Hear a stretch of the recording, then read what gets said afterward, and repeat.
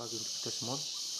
Perkenalkan, nama lengkap saya Adelbertus Renaldus Due, jurusan Sosiologi, Fakultas Ilmu Sosial dan Ilmu Politik. Pada video kali ini saya akan mereview buku tentang teori masyarakat informasi untuk memenuhi tugas sosiologi terapan. Teori masyarakat informasi. Informasi dianggap sebagai ciri khas dunia kita. Dulu ekonomi dibangun di atas industri, dan kita sekarang menjadi bagian dari informasi global ekonomi. Media yang menyebar, memperluas pekerjaan informasi dan perkembangan internet, meyakinkan banyak orang bahwa hidup di masyarakat informasi adalah takdir kita semua. Mengatasi di era arus informasi, hubungan virtual dan perubahan besar merupakan tantangan bagi satu dan semua.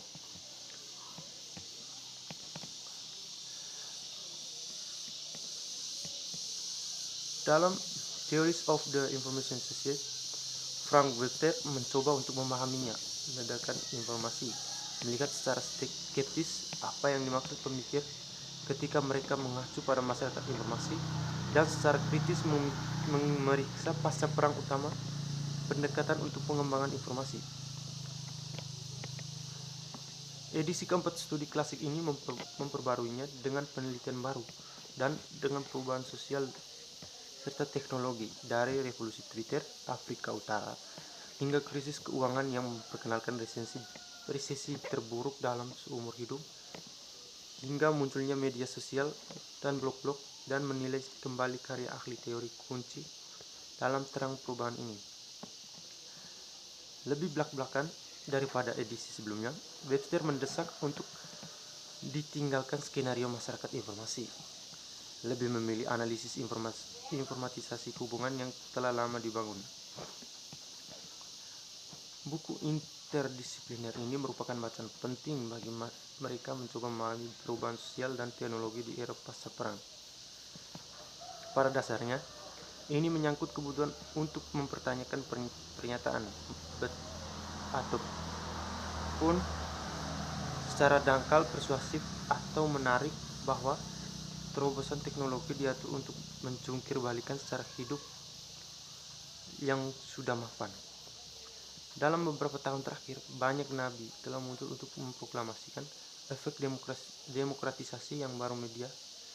Apakah itu melalui mobilisasi orang yang pernah diabaikan, kemampuan interaktivitas komunikasi komputer, atau prospek untuk denetralisasi pengambilan keputusan. Pada awal tahun 1990-an dan ada beberapa advokasi demokrasi elektronik itu membuat klaim untuk mengadakan plebissit tentang apa saja dengan kenyamanan dari terminal rumah. Namun, komentar tentang perluasan demokrasi dan penguatan telah meningkat pesat sejak milenium. Pada saat yang sama, seperti itu menjadi lebih terukur dan arus utama.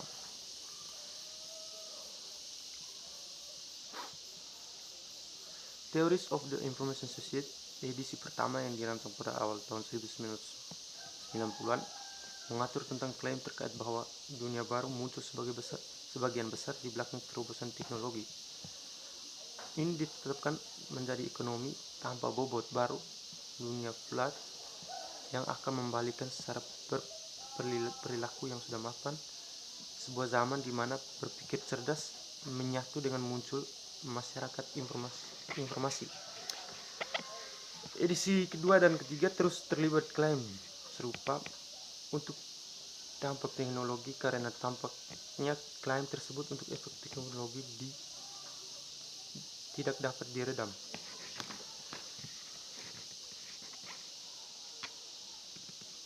Revolusi mikroelektronika yang dikatakan membawa informasi. Pada tahun 1979, Perdana Menteri James Callaghan mengatakan kepada kami bahwa harus melakukannya. Setelah itu, internetlah yang akan membalikan cara yang ditetapkan, dan sekarang baru-baru ini telah menyaksikan banyak opini serupa tentang konsekuensi media sosial seperti Facebook dan Twitter.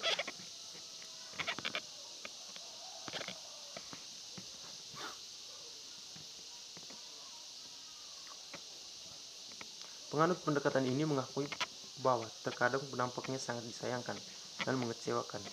Meskipun sebagian besar mereka melihat dampaknya sebagai hal yang positif, tetapi mereka selalu menyetujuinya.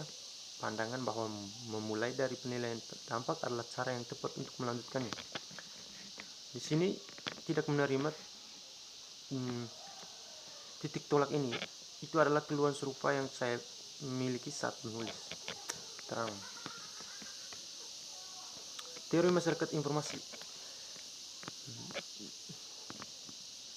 Di sini penulis tidak dapat menerima bahwa analisis harus memulai dari anggapan bahwa informasi itu sendiri, dan bagaimanapun itu diukur biasanya oleh teknologi, tapi juga oleh jumlah pekerja keras putih atau pendapatan itu dihasilkan, bisa membawa tatanan sosial baru.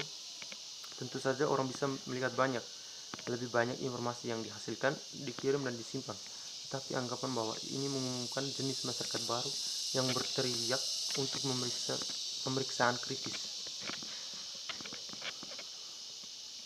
Di antara para ekonom politik bicara adalah dari ekonomi baru, di mana wirausahawan pengetahuan cepat berpikir keuntungan.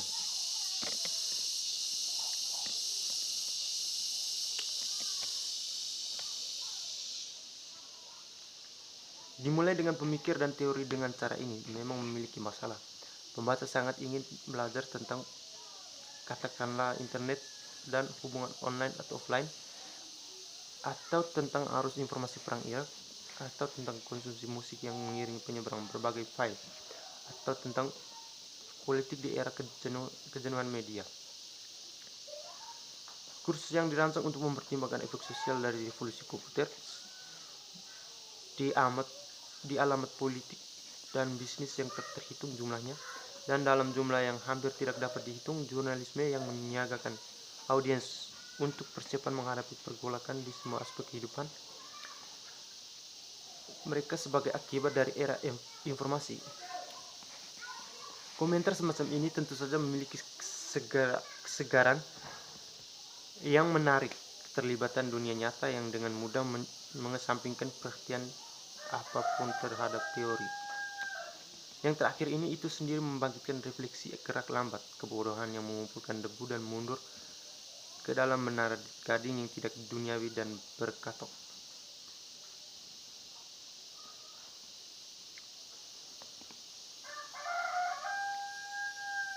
Namun, jika menyangkut perekonomian nasional, sebagai lawan dari rumah keluarga, perekonomian jelas tidak seperti rumah tangga. Pelajaran yang diberikan dalam pengantar apapun khusus ekonomi. Kurangi pengeluaran publik di sini, misalnya mengurangi banyak orang bekerja dengan efek tidak langsung yang serius, yang seringkali menyebabkan kerugian lebih lanjut pekerjaan, yang pada gilirannya berarti pendapat pajak hilang, biaya kesejahteraan meningkat, dan hutang nasional bertambah. Tujuan mendekati informasi dari titik awal alternatif, yaitu teori sosial kontemporer, setidaknya harus digabungkan dengan bukti empiris, menunjukkan bahwa dampak sosial mendekati informasi sangat sederhana dan menyesatkan secara positif bagi mereka yang ingin memahami apa yang sedang terjadi dan apa yang paling mungkin terjadi di masa depan. Lain tujuannya adalah untuk menunjukkan bahwa teori sosial dikombinasikan dengan bukti empiris adalah cara yang sangat kaya, dan karena itu pada akhirnya lebih praktis dan berguna untuk memahami dan menjelaskan tren terkini dalam dominan informasi. Sedangkan sebagian besar pemikir yang sangat teliti dalam buku ini membahas alamat informatif tren secara langsung. Tidak semuanya melakukannya. Jadi sementara Daniel Bell dan Herbert Schiller dengan cara mereka yang sangat berbeda dan dengan pengetahuan yang terpuji, mereka bersikeras lebih dari satu generasi bahwa masalah informasi dan komunikasi berada di jantung perubahan pasca perang. Ada pemikir lain yang saya anggap seperti Jürgen Habermas dan Anthony Giddens yang kurang memberikan perhatian langsung pada dominan informasional. Meskipun demikian, penulis berharap dapat menghilangkan sebagian dari kepercayaan tersebut dari mereka yang menyetujui gagasan kedatangan masyarakat informasi baru berikut ini. Penulis akan menggugat keakuratan dan kesesuaian file konsep dalam banyak variannya, meskipun penulis merasa itu berguna dalam beberapa hal.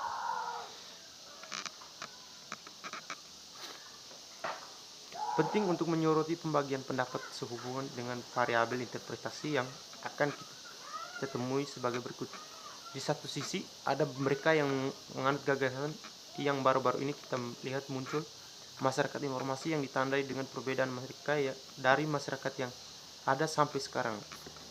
Tidak semua dari mereka senang dengan istilah informasi masyarakat, tapi sejauh mereka berpendapat bahwa era saat ini istimewa dan berbeda, menandai titik balik dalam pembangunan sosial.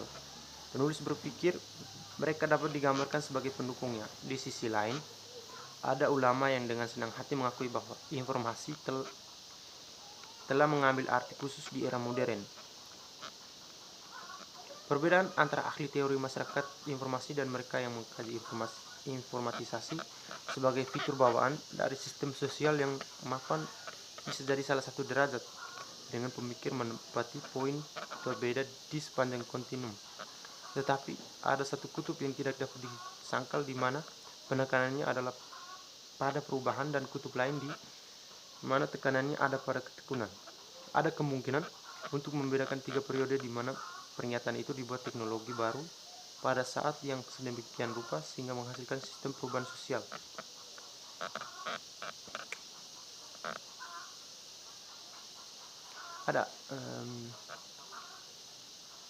Ada kemungkinan untuk membedakan 5 definisi masyarakat informasi, masing-masing yang menyajikan kriteria untuk mengidentifikasi yang baru ini, yaitu teknologi, ekonomi, pekerjaan, spesial, dan budaya.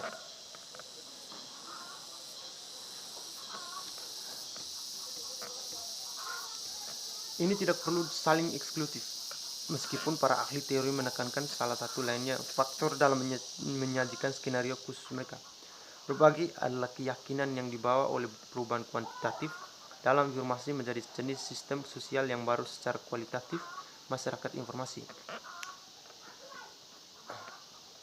Ada definisi ke-6 dari masyarakat informasi yang membedakan sejauh klaim utamanya bukanlah bahwa lebih banyak informasi hari ini, melainkan bahwa karakter informasi seperti telah mengubah cara hidup kita. Saran di sini adalah bahwa pengetahuan atau informasi teoritis adalah inti tentang bagaimana kita berperilaku hari ini.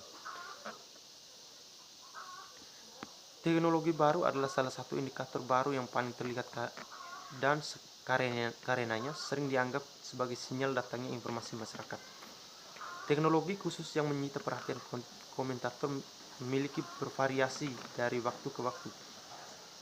Beberapa sudah ketinggalan zaman oleh teknologi yang unggul, sementara melihat ke belakang menunjukkan bahwa orang lain secara prematur dipuji sebagai teknologi terobosan. Misalnya komputer mainframe.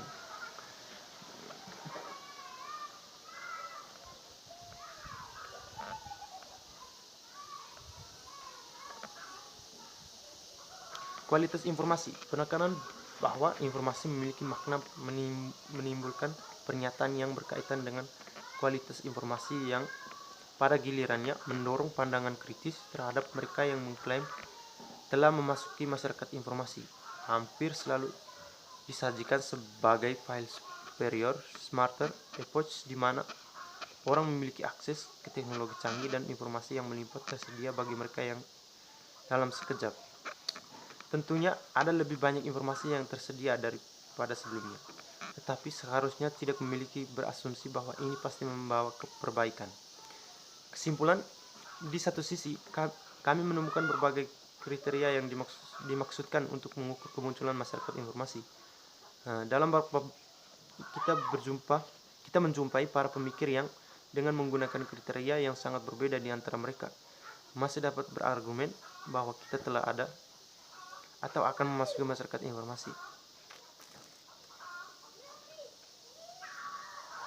Akhirnya saran bahwa keunggulan pengetahuan teoritis mungkin lebih pembeda yang menarik dari masyarakat informasi telah diperdebatkan. Ini tidak cocok untuk pengukuran kuantitatif atau membutuhkan analisis yang cermat. Semantik informasi untuk menilai pengetahuan teoritis hampir tidak bisa dianggap sepenuhnya baru, tapi dapat diperdebatkan bahwa signifikasinya telah dipercepat dan telah menyebar sedemikian rupa sehingga sekarang menjadi ciri khas kehidupan kontemporer.